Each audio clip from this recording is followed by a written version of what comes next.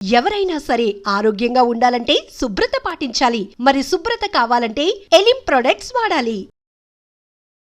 ప్రభుజీ అందరూ అంటే మనం ఎవరైతే ఉన్నామో ప్రతి ఒక్కరు కూడా నా బిడ్డలే అని చెప్పి భగవంతుడు అంటుంటారు.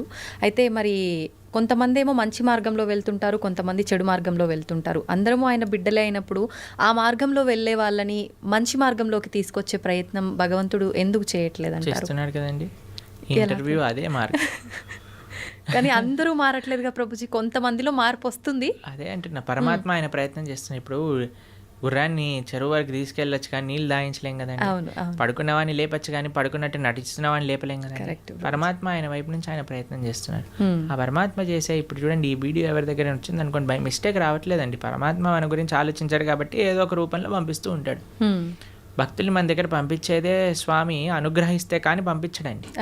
ఎందుకంటే ప్రపంచంలో ఎంతోమంది, కొన్ని వేల మంది మారుతున్నట్టు మేము చూస్తున్నాం. ఎందుకు? కేవలం శ్రవణం వల్ల.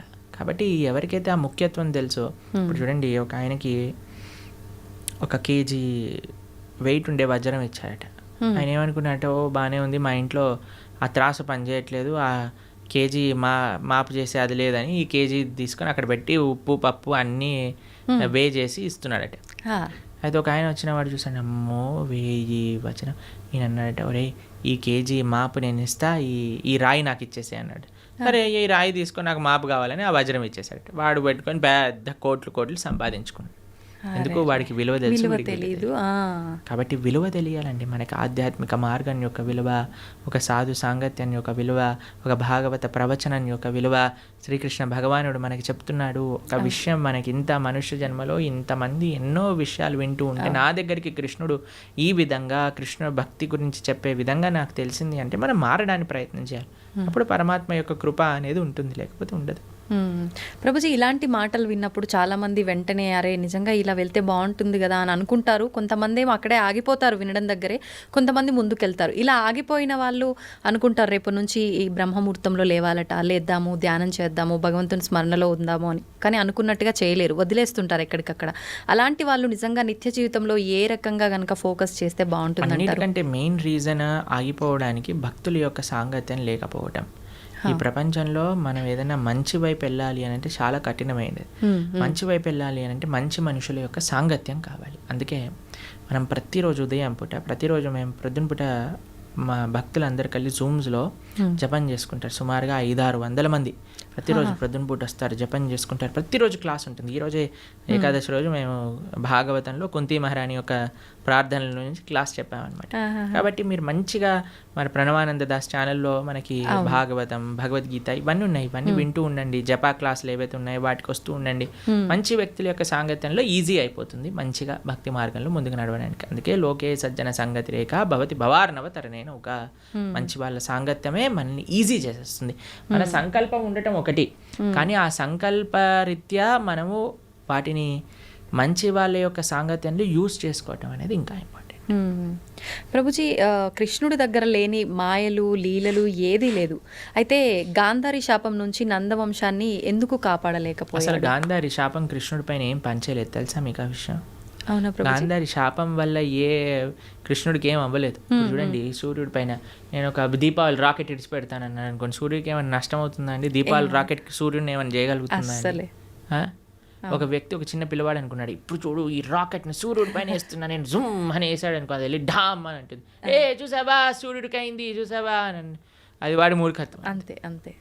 కృష్ణ పరమాత్మ ఆయన లీలలు అవజానంతి మామూఢ మానుషం తనుమాశ్రిత పరంభావమజానంతో.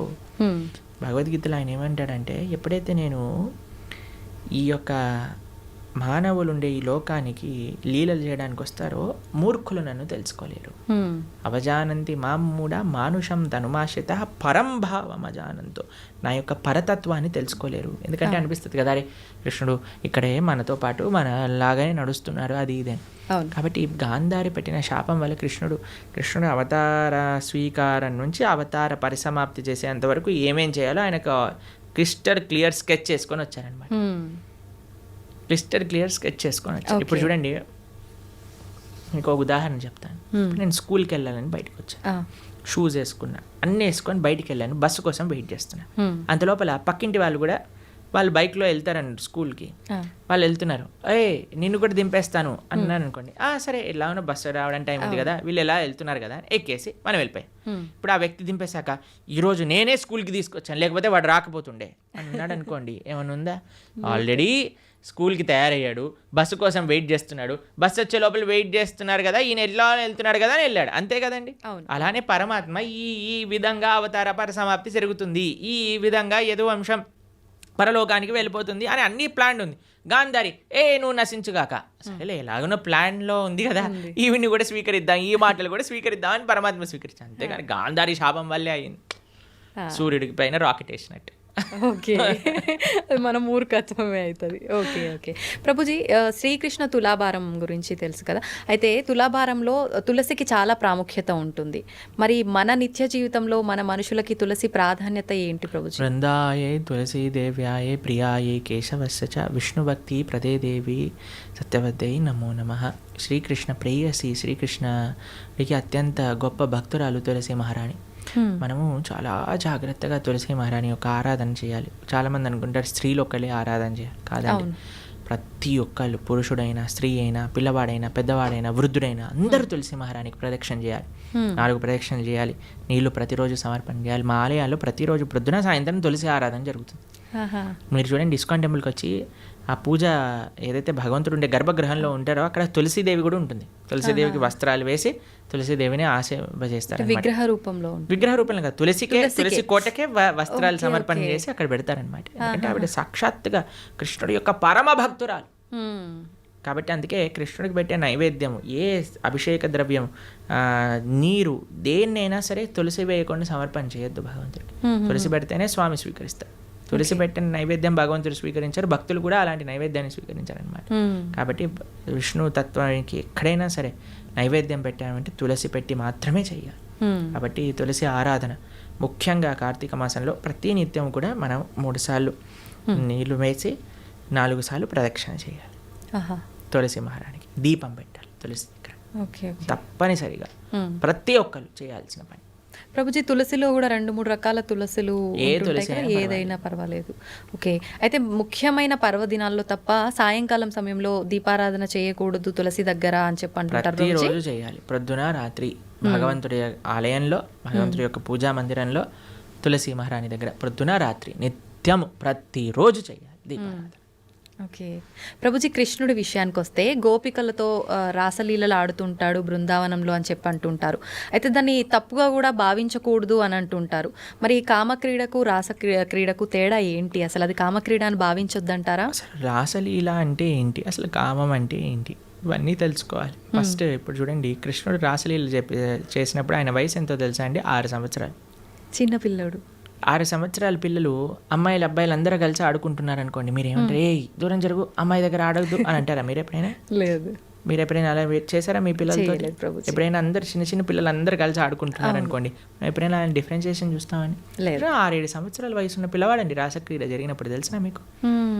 ఇంకో విషయం చెప్తాను, గోపికలు అంటే ఎవరు? గోపికలు అంటే స్త్రీ, కృష్ణుడు అంటే పురుషుడు కాదండి. కృష్ణుడు యొక్క శక్తియే గోపిక. కృష్ణుడి యొక్క హ్లాదిని శక్తి యొక్క స్వరూపములే గోపికలన్నీ కూడా, శ్రీమతి రాధారాణి కూడా. కృష్ణుడే సాక్షాత్ ఒక పిల్లవాడు. ఇప్పుడు నేను అద్దంలో చూసుకుంటానండి, అద్దంలో చూసుకుంటూ నేను ఇలా అనుకోండి, అద్దం పైన ప్రభుజీ ఎంత ధైర్యం, మా ప్రభుజీని కొడతావా అని అంటారా మీరు? అరే నీ ఇష్టం అయ్యా, నీ అద్దం నీ రిఫ్లెక్షన్ ఏదైనా చేసుకో, నువ్వు ఎంత ముద్దు వస్తున్నావా, నువ్వు రాసి ఒకటైనా పెట్టు, ఏదైనా చేసుకో, అది నువ్వు నీ రిఫ్లెక్షన్, అంతే కదండి. అంతే. కృష్ణుడు ఏ తత్వమో గోపికలది అదే తత్వం. ఆయన యొక్క హ్లాదిని శక్తి స్వరూపములే గోపికలు, అట్లా వేరేది ఏ విషయం కాదండి. ఇప్పుడు రాస నృత్యం అంటే ఏంటి అనుకుంటున్నాడు? అదొక నృత్యం, ఆనంద స్వరూపం. అది ఒక స్త్రీ పురుషుని మధ్యలో జరిగే, మీరు అంటున్నారు కదా ఏదో భౌతికమైన సంబంధం కాదండి. అది సాక్షాత్తుగా ఒక జీవాత్మ పరమాత్మ కలిసినప్పుడు పొందే ఆనందాన్ని రాసలీల అని అంటారు. రాసలీల శుకదేవుడికి అన్నిటికంటే ఫేవరెట్ పాస్ టైం భాగవతంలో. శుకదేవుడు ఎవరో తెలుసా అండి? శుక మహర్షి. ఆయన పుడుతూనే తల్లి గర్భం నుంచి నడుచుకుంటూ వెళ్ళిపోయాడు. ఎలాంటి వైరాగ్యం కలిగిన వాడు అని అంటే, ఆయన స్త్రీలు స్నానం చేస్తున్న సరస్సు పక్క నుంచి వెళ్తే స్త్రీలందరూ బిందాస్గా స్నానం చేస్తున్నారనమాట. వస్త్రాలు కూడా కప్పుకోలేదు. వ్యాసుల వారు అడుగుతారు, అయ్యా ఏంటి మీరు అని అంటే, ఆయనకండి స్త్రీ పురుష భేదమే లేదు, ఆయన అంతా ఆత్మజ్ఞాన తత్వంలో రమించేవాడు, కాబట్టి మాకు ఆయన డిఫరెన్సియేషనే తెలియలేదు. ఎందుకంటే స్త్రీకి చాలా తొందరగా పురుషుడి దగ్గర ఏదైనా చెడు భావన ఉంటే కనిపట్టేయచ్చని, కానీ ఆ స్త్రీలు అంత వైరాగ్యం కలిగిన శుక మహర్షి ఏంటో తెలుసా అండి, ఆవు పాలు పితికినంత సమయం కంటే ఎక్కువ ఒక ప్రదేశంలో ఉండలేరు, అంత వైరాగ్యం కలిగిన వ్యక్తి. ఆయనకి ఫేవరెట్ లీల రాసలీల. అంటే అంత వైరాగ్యం కలిగిన వ్యక్తి ఒక భౌతికమైన గర్ల్ ఫ్రెండ్ బాయ్ ఫ్రెండ్ విషయాలు మాట్లాడతారా అండి? అది కూడా ఎవరి ముందు? పరీక్షిత్ నరేంద్రుని ముందు. వేలాది మంది ఋషులు యోగులు మునులు కూర్చొని శ్రవణం చేస్తున్న ఒక సభలో.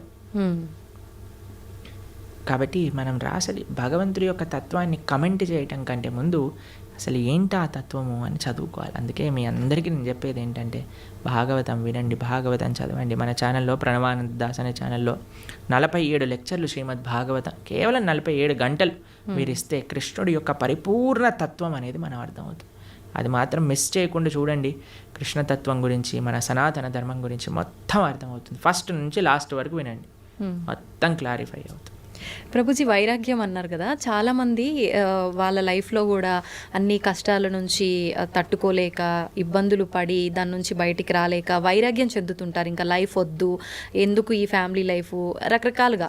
అలాంటి వైరాగ్యం నుంచి కొంతమంది డివోషనల్గా ఎక్కువ కనెక్ట్ అవుతుంటారు భగవంతుడికి. నిజంగా అది వైరాగ్యం వల్ల వచ్చిన భక్తి నిజమైన భక్తి అంటే? ఈరోజే ఒకళ్ళు చెప్తున్నారు, ప్రభుజీ ఈ కష్టం వచ్చి ఉంటే నేను భక్తి మార్గంలోకి రాకపోయి ఉండేదాన్ని అని అంటున్నారు అనమాట. కాబట్టి కొన్నిసార్లు కష్టాలు కూడా మనం భగవంతుడి వైపు పంపిస్తూ ఉంటాయి, ఆనందం కూడా తీసుకెళ్తూ ఉంటుంది, కష్టం కూడా. ఏదైతే మనం భగవంతుడి వైపు తీసుకెళ్తుందో అది నిజమైన. మరి భక్తికి వైరాగ్యం అవసరమా అంటే అవసరం, కానీ వైరాగ్యమే భక్తి కాదు. ఇప్పుడు మన ఈ స్టూడియోకి రావాలి అంటే ఆ డోర్ ఓపెన్ చేయాలి. వైరాగ్యం అనేది డోర్ లాంటిది, అందులోపల నుంచి ప్రవేశిస్తే భక్తి మార్గం లోపలికి రాగలుగుతాం అనమాట. కాబట్టి వైరాగ్యం కావాలి. వైరాగ్య విద్య నిజభక్తి యోగ శ్రీ చైతన్య మహాప్రభు యొక్క ఉపదేశములలో వైరాగ్యము అని అంటే ఏదో ఫల్గు వైరాగ్యం కాదండి, నిజమైన వైరాగ్యం మనకు కావాలి. యుక్త వైరాగ్యము అని అంటారు. ఫల్గు వైరాగ్యము అని అంటే ఇప్పుడు చూడండి, శ్మశాన వైరాగ్యము అని అంటారు, ప్రసమ వైరాగ్యము అని. ఇదంటే ఎలా అంటే ఇప్పుడు చూడండి, శ్మశానంలో ఎవరైనా కాలిపోతున్నారనుకో, మనది కూడా అదే గతి కదా. ఇంటికి వచ్చాక ఏం చేసావు అంటే, ఇడ్లీ వద్దు నాకు పెసరట్టు కావాలి. ఏం వైరాగ్యం అండి, పోయేవాడికి ఇడ్లీ తిన్నా సాంబార్ తిన్నా ఒకటే కదండి. రెండోది ఏమనుకుంటుందట అంటే, ఎవరైనా ప్రసవ వేదన ఊ అని అరుస్తున్నప్పుడు, అమ్మో నేను మాత్రం పిల్లల్ని కానీ ఇంత నొప్పి నేను భరించలేను. మళ్ళీ పెళ్లి చేసుకోగానే ఒక పిల్లోడు, రెండో పిల్లోడు, మూడో పిల్ల, నాకు కూతురు కావాలి, నాకు ఇంకో అలాంటివి అనమాట. అలాంటి వైరాగ్యం పనికిరాదు. వైరాగ్యం అంటే ఏంటి, నా దగ్గర ఉన్నదంతా కూడా భగవత్ సేవలో ఉపయోగిస్తా, యుక్త వైరాగ్యము. ఇప్పుడు మీకు ఒక విషయం చెప్తాను. నేను ఇలా వెళ్తున్నాను అనుకోండి, ఒక పర్స్ పడిపోయింది అనుకోండి, అమ్మయ్య దేవుడు నాకు ఈ విధంగా కరుణించాడు, డబ్బులు నాకు ఇచ్చాడని తీసుకోవటం ఒక విధి. రెండవది ఏంటి, అయ్యో నాది కాదు కదా వదిలేస్తాను, నేను ముందుకెళ్ళిపోతాను, ఇంకో విధి. లేదు మూడు, అరే పర్స్ పడింది విజిత గారు ఎవరిదైనా అంటే అయింది అండి ఇచ్చేయటం మూడో విధి. ఏది మంచిది అంటారు ఈ మూడిట్లో? అడిగి ఎవరిది అని ఇవ్వటమే, అంతే కదండి. దాన్ని యుక్త వైరాగ్యం అంటారు. ప్రతి ఒక్కటి తీసుకో, ఎవరికి చెందాల్సిందో వాడికి చెందించు. ఈ ప్రపంచంలో ఉన్నదంతా కృష్ణుడికి చెందిందే, కాబట్టి ఆయనకి సమర్పణ చెయ్యి. అది నిజమైన వైరాగ్యం, నిజమైన భక్తి అని అంటే. నీ కోసం నువ్వు వాడుకోకు, పరమాత్మ కోసం ఉపయోగించు, దేశం కోసం ఉపయోగించు, ధర్మం కోసం ఉపయోగించు, భాగవతోత్తముల కోసం ఉపయోగించు, భగవంతుడి కోసం ఉపయోగించు. అది వైరాగ్యం. ప్రభుజీ, భగవంతుని ఆరాధించాలంటే భక్తి ఒకటే ప్రధానమా? శరీరం కూడా శుచిగా ఉండాలి అంటుంటారు. నిజంగా శరీరం శుచిగా ఉండటం అంటే ఏంటి?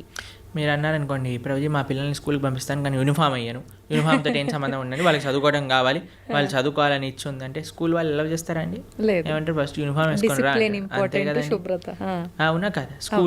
స్కూల్ షూస్ పైన మొత్తం బురద జల్లి పంపించి, బురద ఉంటే ఏంటి, నువ్వు చదువు చెప్పు, ఆయన చదువు నేర్చుకోవడానికి వచ్చావు, నువ్వు చదువు చెప్పడానికి వచ్చావు, షూ బూట్ ఇవన్నీ అంటావు ఏంటి అని అంటారా మీరు? ఏమంటారా, అమ్మ టీసీ ఇస్తాను తీసుకెళ్ళు, మీ పిల్లల్ని వేరే స్కూల్లో జాయిన్ చేయించు అని అంటారు. అంతేనండి. గోర్లు ఎందుకు కట్ చేసుకోవాలండి, గోర్లకి చదువుకి ఏం పని ఉంది అంటే, మా స్కూల్లో పీటీ సార్ ఉంటే వాడు పెద్ద కర్ర పట్టుకొని పాట్ అని కొట్టేవాడు, గోర్లు పెరిగాయండి. అందరు పీటీ పీరియడ్ ముందు అందరు పళ్ళతో మొత్తం పడేసేసేవాళ్ళు అనమాట, హడలు వచ్చేసేది అనమాట. వామ్మో పీటీ ఈరోజు థర్స్డేనా అని అందరు హడలిపోతుండేవారు అనమాట. మీరు తినారా ప్రభుజీ అట్లా దెబ్బలు? అంటే గోర్లతో కొరికేసాం అనమాట. దెబ్బలు తినే ముందు. ఓకే, తెలివైన మూవ్ అనమాట అక్కడ. అయితే భక్తికి చాలా మంది అడుగుతారు ఈ శుచి ఏంటి, శుభ్ర స్నానం చేయటం ఏంటి, ఇదంతా మూర్ఖత్వం, వీళ్ళంతా చాదస్తం, పైత్యం అని అంటూ ఉంటారు. కాదండి, మీకు భక్తి హృదయంలో ఉండాలి అని అంటే దాన్ని ఎక్స్టర్నల్గా కొన్ని రూల్స్ అండ్ రెగ్యులేషన్స్ పాటించాలి. శుచి, స్నానం, ప్రొద్దున లేవంగానే స్నానం చేయటం, మనం కాలకృత్యాలు తీర్చుకున్నాక స్నానం చేయటం, మడితో ఉండటం, అక్కడిక్కడ ముట్టుకోకుండా మంచిగా ప్రేమతో భగవంతుడికి నివేదన చేయటం, ఇవన్నీ కూడా ఆధ్యాత్మిక మార్గంలో మనకి మంచి వైపు నడిపిస్తూ ఉంటుంది అనమాట. కాబట్టి శుచి, శుభ్రత అనేది చాలా ఇంపార్టెంట్ అండి. ఇప్పుడు చూడండి, ఈ రూమ్ అంతా నీట్గా ఉంది కాబట్టి ప్రశాంతంగా మనం మాట్లాడుకోగలుగుతాం. కెమెరామ్యాన్లు వాళ్ళు పనిచేస్తున్నారు, మనం ఇక్కడ ఇంకా మొత్తం చిందర బిందర పేపర్లు ఇక్కడ పడిపోయి, ఆ లైట్లన్నీ కింద కూసిపోయి, మొత్తం గోలగోలు ఉందనుకోండి, మనకి చెప్పాలి, మాట్లాడాలి, ఫస్ట్ ఈ రూమ్ క్లీన్ చేయండి తర్వాత చేస్తామంట. అంతే కదండి. అంతే. ఏంటండి మేము ఇంటర్వ్యూ చేయడానికి వచ్చాం, ఇంటర్వ్యూ చేయండి, ఇవన్నీ ఎందుకు అని అన్నారనుకోండి, బాగుంటుంది కదా అది. కాబట్టి శుచి, శుభ్రత, కరెక్ట్గా మనసుకి కనెక్షన్. ఇప్పుడు చూడండి, ఇంటికి వచ్చారనుకోండి, ఇంట్లో అన్ని నీట్గా ఉండి చక్కగా సాంబ్రాణి, మా ఇంటికి వచ్చినప్పుడు బ్రహ్మాల ఆరాధన చేశాక సాంబ్రాణి పొగ వేస్తారనమాట. అప్పుడు ఆ ఆధ్యాత్మిక గుడికి వచ్చిన వాతావరణంలో లాగా ఉంటుందన్నమాట. అంతేగాని అన్ని చిందర బందర వేసి అందరు ఇలా పడిపోయి కూర్చున్నారు అనుకోండి, అప్పో ఎందుకు వచ్చాను రా బాబు, ఎక్కడికైనా వెళ్ళిపోతే బాగుండు అనిపిస్తుంది. కాబట్టి మనకి మనసుకి బాహ్యమైన శుచి, శుభ్రత వీటికి కనెక్షన్ ఉంది. కాబట్టి దాన్ని జాగ్రత్తగా తెలుసుకొని మనం శుచి, శుభ్రత పాటించాలి. మన ఛానల్లోనే సదాచారము అనే ఒక కోర్స్ మనం చేసాం అనమాట. ప్రణవానంద దాస్ ఛానల్లోనే సదాచారం గురించి చెప్పాం. అసలు వంట ఎలా చేయాలి, అసలు మనం శుభ్రత ఎలా మెయింటైన్ చేయాలి, స్నానం ఎలా చేయాలి, అన్ని విషయాలు అందులో ఉన్నాయి. 7 లెక్చర్లు ఉంటాయి, మొత్తం శుచి, శుభ్రత గురించి తెలుసుకోవచ్చు అనమాట. అది కూడా వినండి, చాలా మంచి పనికొస్తుంది.